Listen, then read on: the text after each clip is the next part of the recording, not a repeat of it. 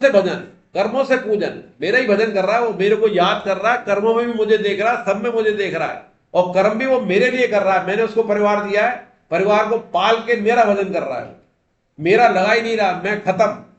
कितना बढ़िया है। और एक मूढ़ता, इसमें शब्द आता है मूढ़ अमूढ़। मोह रहित मतलब असमूढ़, मोह रहित मतलब, मूढ़ मतलब मोह। तो स्वामी जी कहते हैं, अभी एक सत्संग में कहा था, सत्संग सुना करो, उसमें सारी बातों का, आप कोई सा अध्याय पढ़ो, कोई सा श्लोक पढ़ो, उनके सत्संगों में बात आ जाएगी। वो ये नहीं करे इस श्लोक में लिखिए, लेकिन वो तो एक बात कही उन्होंने सत्संग में कि आप खुद पढ़ रहे हो, वो हो गई आपकी अकेले पढ़ने की, और आप क्लास में बैठ के पढ़ रहे हो, ये क्या हो गया, सत्संग। तो वो लाइन कहते हैं कि सत्संग तो ऐसे हो गया, खुद की तो खुद की कमाई, अकेले कर रहे हो खुद की कमाई, जितनी मेहनत करोगे उतनी कमाई। और सत्संग को कैसे कहते हैं, गोद जाना। सत्संग के गोद जाना, तो जिसका सत्संग करेगा उसके गोद तो उसकी सारी संपत्ति आपके पास आ गई। स्वामी जी की जितनी संपत्ति है, अगर अपन का श्लोक सुनेंगे, उनके जाने के बाद भी हो सकता है सशरीर उनके इतने लोगों ने सत्संग नहीं सुना हो जितना अब सुन रहे हैं, क्योंकि हमें को महत्वता जाने के बाद पता पड़ती है। कृष्ण को उस समय इतना नहीं पूजा, उस समय गालियां ज्यादा पड़ी, पूजने वाले कम थे। अब गाली देने वाले कम है, पूजने वाले ज्यादा है। 5,000 साल का अनुभव हो गया यार, तुमने सही कहा था भैया, तू ही भगवान है, अब समझ में आ रही है। और इस उम्र में भी 40, 50 से 35, 60 जितने निकल गए उम्र, जो लात पड़ रही है, पता पड़ रही है तू ही भगवान है। तो लात पड़वा पड़वा के भगवान हमें बात करवा के गीता जी के जरिए अपने आप को समझा रहा है। तो वो, तो स्वामी जी ने एक लाइन कही कि मूढ़ता तो बहुत खतरनाक है।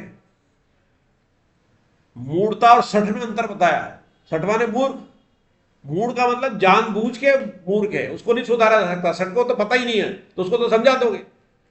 और खाली स्लेट है वो सठ, तो उसको लिख दो भैया ये तो माने, हाँ हाँ ठीक है, उसका समझ में आ जाएगी। लेकिन जो मूढ़ होगा, मुंह में होगा, उसको तो क्या है कि प्रिंटेड इतना तगड़ा है कि उस पर लिखा ही नहीं जाए। जो भी कहा लिखा कई जन्मों का, कैसे छूटे। और एक गारंटी दे रहे भगवान, इसी जन्म में तू छोड़ सकता है। जो भी कहा ना, तीनों शरीर छोड़ने की क्षमता है हमारे अंदर इस जन्म, तीनों शरीर यही छोड़ के चले जाए, फिर बचेगा क्या, फिर तो भगवान ही मिलेंगे। तो ये इतनी है कि वो ही सर्वज्ञ है, वो सब प्रकार से मेरा ही भजन करता है, मोह रहित। सबसे बड़ी लाइन लगा दी उन्होंने। और मोह सबसे बड़ा शरीर, और शरीर से सारे हो जाते फिर। हरे कृष्ण। अब 20वां श्लोक है सबसे इंपॉर्टेंट। इसमें 2 कहानियां जरूर पढ़ लेना, एक नाथ जी और तुकाराम वाली, और एक कबीर जी वाली। कबीर जी वाली तो गन्ना मारा पत्नी की, और एक नाथ जी वाला भी वही ऐसी एक कर्कशा थी। और इनकी बहुत कहानियां हैं, गूगल पे मिल जाएगी, भक्तपाल मिल जाएगी। एक नाथ की बहुत कहानियां, पत्नी ने ये करा, वो कर्कशा थी। और तुकाराम की बहुत प्रेम करती थी। तो तुकाराम जी के लिए भगवान कहते थे, दोनों पुंडरनाथ जी के थे कि यार भगवान तेरी बहुत बड़ी कृपा। तो एक नाथ जी तो कहते थे कि इतनी बढ़िया कृपा है कि मुझे आसक्ति रखती रहती नहीं है, घर का ध्यान करता हूँ, घर का ध्यान ही नहीं आता, वो लड़ती दिखती है तो घर जाने को मन ही नहीं करता, ये बैठा रहता हूँ, ये भजन करता रहा, तेरी बहुत कृपा है। ऐसी कर्कशा थी। और दूसरे कहता है कि यार मेरे को है ना घर पे जाने में इसलिए रहता है कि मुझे कुछ किए चिंता नहीं रहनी, मुझे रोटी कब खानी है, मुझे कब सोना, वो सारी व्यवस्था करके रखती है, तो मैं भजन पूजा में लगा रहता हूँ। तो वो घर जाके भी भजन पूजन कर लेते, वो घर जाते ही नहीं। और ऐसे ही वो कबीर की थी, तो वो क्या करा, वो आधे में तो क्या करते थे, आधा बेचते थे, तो आधे से तो वापस गन्ना खरीदते थे। या गन्ना क्या करते थे, लकड़ी। कबीर जी हाँ, कपड़ा कपड़ा बुनते थे, हाँ ठीक। तो वो कपड़ा करते थे, और आधे से फिर घर का खर्च चलाते थे। अब उस दिन कोई संत मिल गया, सारा कपड़ा वपड़ा उसको दिया है। उनके पास एक गन्ना था, संत ने कहा ये ले जा। अब पत्नी इंतजार करती रहे, रात में यही हाल था उनके, तो सुबह लाए, कमा के लाए तो भोजन बने, बच्चे भी भूखे सो गए, पत्नी जग रही थी। आए तो देखा कुछ नहीं है, खाने पीने का सामान नहीं, कुछ लाए नहीं, पैसा था कमा के, दाल चानी कुछ नहीं लाया, तो गन्ना दे दिया। तो गुस्सा तो आ ही रही थी, दिया सर पे खेल के पत्नी ने कबीरदास जी के। तो भी देखो क्या समता भाव। अरे वाह वाह, मैं सोच रहा था यार कैसे करूंगा, तो ये ले, छोटा टुकड़ा तो मुझे दे, बड़े में तू और बच्चों को चुसा दे, मिल गया भोजन, है ना। हरे कृष्णा। अब आखिरी श्लोक है ये, आखिरी श्लोक पढ़ो, 20वां श्लोक। संबंध अनुभूति दर्शन न्याय स्थूल से क्रमशः सूक्ष्म की ओर जाना, ये अनुसार भगवान ने पहले अक्षर फिर अक्षर का विवेक कर अंत में पुरुषोत्तम तत्व का वर्णन किया। ऐसा वर्णन करने का तात्पर्य और प्रयोजन क्या है, इसको भगवान इस श्लोक में बता रहे हैं। हे निष्पाप अर्जुन, इस प्रकार यह अत्यंत गोपनीय शास्त्र मेरे द्वारा कहा गया है। हे भरतवंशी अर्जुन, इसको जानकर मनुष्य ज्ञानवान, ज्ञातव्य तथा प्राप्त प्राप्तव्य और कृत कृत्यव्य हो जाता है। हरे कृष्ण।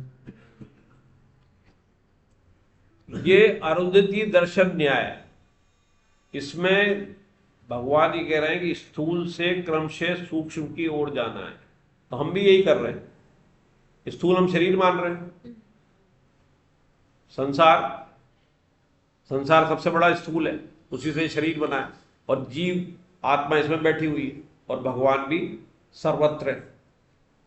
तो सबसे पहले क्या था? संसार था। संसार के बारे में 5 श्लोक में जाना, फिर जीव के बारे में जाना, फिर भगवान की विलक्षणता बानी, फिर इनका कंक्लूड करा। तो अंतिम कंक्लूड क्या है कि ये यात्रा है कि संसार मतलब शरीर, संसार शरीर के जरिए जीवात्मा, और जीवात्मा के जरिए भगवान तक पहुंचना। ये है भगवान ने अपना तत्व का वर्णन किया है। ऐसा वर्णन करने का तात्पर्य प्रयोजन क्या है कि इससे भगवान श्लोक में बता रहे हैं। क्या बता रहे हैं कि हे निष्पाप अर्जुन, चर्चा हो चुकी है, निष्पाप है अर्जुन, अनसुईया बात आई थी, निष्पाप भी कहा है। और इस प्रकार ये अत्यंत गोपनीय शास्त्र भगवान ने शास्त्र कहा है, वचन नहीं कर रहे। अब पहले वचन का है, गोपनीय वचन गए, अब गोपनीय बात बताऊंगा, ऐसी बात बताऊंगा, पर गोपनीय शास्त्र का है। 7वें में तो वचन कहा था, 9वें में कहा, अब कहा शास्त्र। ऐसा गोपनीय शास्त्र मेरे द्वारा कहा गया है। शास्त्र मतलब जो आपका संपूर्ण उद्धार कर दे। चर्चा हुई थी, मेरे द्वारा कहा गया है हे भरतवंशी अर्जुन, इसको जानकर ज्ञानवान यानी कि ज्ञात ज्ञाते तथा प्राप्त प्राप्त और कृत कृत्य हो जाता है। तो जिसने इसको जान लिया, आगे इसमें अर्थ में भगवान यही कह रहे हैं, वो बुद्धिमान हो जाता है। बुद्धिमान क्या है कि उसके अंदर कर्मयोग भी घट जाता है। समझ जाएगा ना, संसार मेरा नहीं है, सेवा से मिलेगा, मैं कुछ नहीं कर रहा हूं, भगवान ही करने वाले हैं, इसमें आ रहा है, मैं ही कर रहा हूं। तो कर्मयोग हो गया। ज्ञान हो गया कि मैं शरीर से अलग हूं, भगवान का ही मैं अंश हूं, मैंने इससे संबंध जोड़ रखा था, इसलिए मेरा उद्धार नहीं हो रहा था, ये मान लिया। तो क्या हो गया? ज्ञान योग हो गया। तो ज्ञात ज्ञातव्य हो गया, कर्त कर्तव्य हो गया, और भगवान का ही अंश हूं, भगवान के ही शरण हूं, किसी और की शरण नहीं लेना, अविचारणी भक्ति की बात आ रही है, तो भक्ति योग हो गया। तो भक्ति योग मतलब प्राप्त प्राप्तव्य। इससे बढ़िया कि जब भगवान ही गोद में बैठ गया। भक्ति योग में क्या है? भगवान की गोद में बैठना। और ज्ञान योग में क्या है? भगवान को क्या करते हैं? ज्ञान के जरिए जानते हैं कि ये है भगवान, ये शरीर है, मैं इससे अलग हूं, इसके प्राप्त कर रहा हूं, विवेक के द्वारा प्राप्त करते हैं। तो वो क्या हो गया? ज्ञात ज्ञाते। कृत करते मतलब कर्मयोग, जो कुछ मेरे पास है भगवान का है, और भगवान की सेवा में लगाना है, मैं नहीं कर रहा हूं, भगवान कर रहे हैं, कृत करते हो गया। और प्राप्त प्राप्त हो भक्ति योग हो गया। ये भगवान कह के इस अध्याय का समापन कर रहे हैं। इसमें अवधू ऐसा ज्ञान ने देखा है कि लिखे हुए हैं, इसमें बड़ा, इसको पढ़ लेना। इसमें अपनी इंद्रियों का एक बहुत अच्छी आखिरी में कही है कि एक चित्त की मृत्यु से 9 लाख कामनाएं अर्थात अनंत कामनाएं शांत हो जाती है। एक चित्त का अंत कर दे, कामना कोई अंत नहीं है। 9 लाख से भी ऊपर कामना है, पर उदाहरण में दिया है कि 9 लाख 5 25 भौजाई, ये सारे इंद्रियों के वो है। हमारे लगावत देखा, एक चींटी, चित्त के मृत्यु भय से 9 लाख से गिद्ध अगानी, गिद्ध की तरह संज्ञा दी है कामनाओं की। और चित्त के अंदर है, अगर चित्त को शांत कर दे तो ये 9 लाख कामनाएं एक साथ खत्म हो सकती है। चित्त कहां का पार्ट है? अंतःकरण का। अंतःकरण चतुष्ट से बनता है ना, मन बुद्धि चित्त अहंकार। हालांकि सूक्ष्म शरीर में मन बुद्धि अहंकार ही आता, चित्त नहीं आता।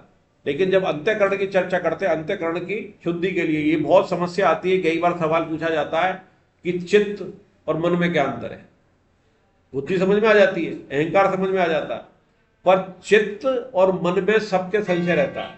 तो उसको ये मान लें कि चित्त तो एक समुद्र है, और उसमें लहरें उठती है मन के रूप में, कहीं कहीं ज्वार भाटे भी हो जाते हैं, पर समुद्र एक सा रहता है, तो वो चित्त है। दूसरा इस तरह से मान लें कि चित्त तो एक स्लेट है, इंद्रियों के जरिए मन उस पर लिखता है। ये ज्यादा समझ में आने वाली बात कि चित्त तो एक बहुत बड़ी स्लेट है हमारे जीवन की, और उस पे हम मन जो है इंद्रियों के द्वारा, अपने कर्मों के द्वारा उस पे लेखनी लिखता जाता है, उसमें कामनाएं उसी से आती हैं, तो वो चित्त पे अंकित होती चली जाती हैं, और वो चित्त जन्मों का है। जन्मों से चित्त के अंदर वो कामनाएं रहती हैं जो उसको इस स्फूर्णाओं में प्रकट होती है। स्फूर्णा की चर्चा हुई थी, कौन बता सकता है इस स्फूर्णा का अर्थ, या यो जिस स्फूर्णा का अर्थ किसे नहीं आता है बता दो, हाथ खड़े करो, उसी से नहीं पूछूंगा, तू बता। स्फूर्णा पिछले जन्म की जो हमारे चित्त में जो, हाँ माइक ले ले। हाँ ये बहुत बहुत इंपॉर्टेंट है, स्फूर्णा क्लियर होनी चाहिए। हाँ पिछले जन्म की हमारे जो चित्त में विचार है, हाँ। जो स्वभाव है, वही स्फूर्णा। हाँ क्या होता है, बहुत बढ़िया, वेरी गुड।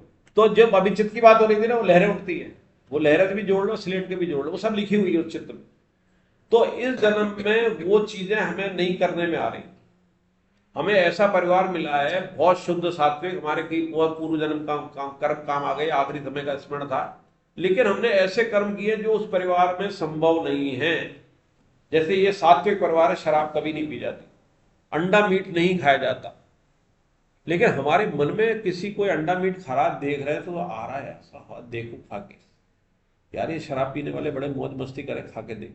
अगर पूर्व जन्म में भी उसने शराब नहीं पी है तो उसके मन में नहीं आएगी, उसके स्फूर्ण आएगी शराब की, उसके मन में विचार आएंगे, तो साधक पहचान जाएगा ये तो बुरी की बात हो रही है, एक अच्छी की। ऐसे घर में जन्म लिया है कि शराब पी जा रही है, अंडा मीट खाया जा रहा, पिछले 7 जन्मों में ऐसा जन्म नहीं मिला था, गलतीवश कुछ ऐसा हो गया कि अजीब जन्म मिल गया, तो उसके मन में पहले दिन से अच्छा नहीं लगेगा। कहेंगे, कई परिवार आएंगे साहब ये नहीं खाता मेरे घर, उसमें घर में 8-10 जने वो सब अंडा खा रहे हैं, मीट खा रहे हैं, दारू पी रहे हैं, बोले ये नहीं खाता, इसको तो शुरू से ही नफरत है। तो वो इतनी कठोर उसके स्फूर्ण है कि उसमें नफरत आ रही है उसको, और उसको दूसरी चीजें अच्छी लगती है, भगवान का भजन चल रहा है अच्छा लग रहा है, कोई कथा चल रही है वहां रुक जाएगा, ये नहीं रुकेगा, परिवार नहीं जाता। तो जब वो बड़ा हो जाए, जब तक उसके हाथ में नहीं कोई बात नहीं, या पर उसका पढ़िया थोड़ा बहुत परिवार ऐसा समझ भी और ना समझ भी हो, देख ले बच्चे में ये गुण है, उसको इस तरफ मोड़े तो वो जल्दी प्रकट होंगे वो स्फूर्ण, और बुरी वाली को रोके वो साधक के, यार ये मेरे को ऐसे दोस्तों का संग नहीं करना चाहिए, वैसे भी नहीं करना चाहिए जो शराब पीते हैं, जो अंडा खाते हैं, उनसे रिश्तेदारी हो चाहे, उनसे संपर्क में नहीं रहना चाहिए, जल्दी आ जाएंगे मेरे अंदर। और जो अच्छे वाले हैं और गलत घर में फंस गए तो उनको अच्छों का संग करें, देखेंगे वो बड़ी जल्दी डेवलपमेंट होंगे। स्फूर्णा की इतनी महत्व है, पूर्व जन्म के कर्मों की झलक आती है, मन में आती है, उसको हम पकड़ लें। स्वामी जी यही कहते हैं कि अच्छी को पकड़ लें, और आखिरी में तो क्या है कि स्फूर्णा छोड़ते ही चले जाए, फिर तो जो विचार आ रहा है उसको एक तरफ डाल दो। आप एक 2 तरह के अंतःकरण को, एक तो शुद्ध करके भगवान को समर्पित कर दो, और आप ये नहीं कर पा रहे तो उस पर ध्यान ही मत दो। अंतःकरण में विचार ही तो आएंगे, एग्जीक्यूशन थोड़ी हो जाएगा। उपराम हो जाओ उसके, उपराम मतलब उदासीन, जो आ रहा है आन दो, और वो निश्चय बुद्धि कर लिए एक ही, मुझे भगवान की प्राप्ति करनी है, और विचार कुछ भी आता रहे उसके उपराम रहो, अंतःकरण की विशुद्ध की जरूरत नहीं, और आप भगवान को कर दो। तो ये बहुत बढ़िया टेक्निक है गीता जी के द्वारा, और स्वामी जी उसके अंदर अपना जो विशेष छोंक लगाते हैं। स्वामी जी के जीवन की बात पूरी लिख दी है, साधक संजीवनी बहुत बड़ा ग्रंथ है, बहुत बड़ा, उसमें अपने खाली गीता ही समझ में नहीं आएंगी, उन्होंने पूरे अपने निचोड़ करके लिखा है। वो खुद ही कहते हैं कि कई बार सत्संग सुन सुन के मुझे आती है, वो अनुभव से आती है, उससे आती है, वो फिर मैं लिखता हूँ। और आखिरी में तो कहा था कि मुझे थोड़े और साल मिले तो एक साधक संजीवनी और लिख दो। उनकी आखिरी प्रबोधनी है गीता प्रबोधनी, लास्ट, और एक लास्ट जो है उनके संत के, कौन से बुक है जी, वो मेरे पास रखी है शायद, संत के अंतिम जो है आखिरी के 2 दिन के प्रवचन है, वो 5-7 रुपए की किताब है। ये किताबें होनी चाहिए अपने पास, है मेरे पास घर पे तो पड़ी है। मैं जो नए साथ आते ना, एक ये गीता माधुर्य भी लेना, ये गीता माधुर्य मैंने रखी हुई है एक किताब है, इसमें प्रश्न उत्तर है, पूरे 18 अध्याय पर प्रश्न उत्तर है जो हमारे मन में भी आते हैं। ये प्रश्न उत्तर है गीता माधुर्य, और संत की कथा आखिरी अंत कथा को जैसे करते हैं, हाँ संत की वसीयत, वही संत की वसीयत, वो स्वामी जी के आखिरी के 2 दिन के वो है जो आखिरी में उन्होंने कहा है। वो 5-7 रुपए की किताब है, छोटी सी। मेरे पास तो 30-40-50 रहती है हर समय घर में। एक कर्म रहस्य होती है, तो मेरे को लगता है कि ये पात्र है, उसको मैं भेंट में देता हूँ। जो अपना गीता का नया बनता है उसको करता मैंने कि ये ले जा, जो उसको पढ़े हो। तो कितना बढ़िया अध्याय, कितना जोरदार था, ये मजा आया ना। अभी तो ऐसा लग रहा है इसमें 5 श्लोक और हो तो और मजा आया। और 20 श्लोक में मैं सोच रहा था आज क्या मुझे अभी निकलना है शादी में, अलीगढ़ आ रहा 2 दिन के लिए, पूरे परिवार बहू को भी जाना है। इन्होंने कहा था 11 बजे खत्म करना, मैंने 9 ही श्लोक है खत्म कर दूंगा। और इसलिए मैंने कहा आज रिवीजन नहीं करा। देखो आज मैंने रिवीजन नहीं कराया, ठीक है, थोड़ा सा कंक्लूजन में जरूर 15 मिनट लगाए, उसमें सारा रिवीजन कर दिया, ठीक है। एक एक श्लोक वाइज रिवीजन नहीं कराया मैंने, समय बचेगा। तो भी आप देखो टाइम हो गया पूरा 9 श्लोक के अंदर, क्योंकि इतना गहरा है। और वो विभूति वगैरह जो योग थे ना, उसमें तो केवल ये था कि 50-40 श्लोक 30-30 कर लिए अपन ने एक दिन में। इसमें यह था कि सब अपने में कंसंट्रेट है, इसमें तो जितना मिलाओ पानी अपनी तरफ से और मजा आ रहा है।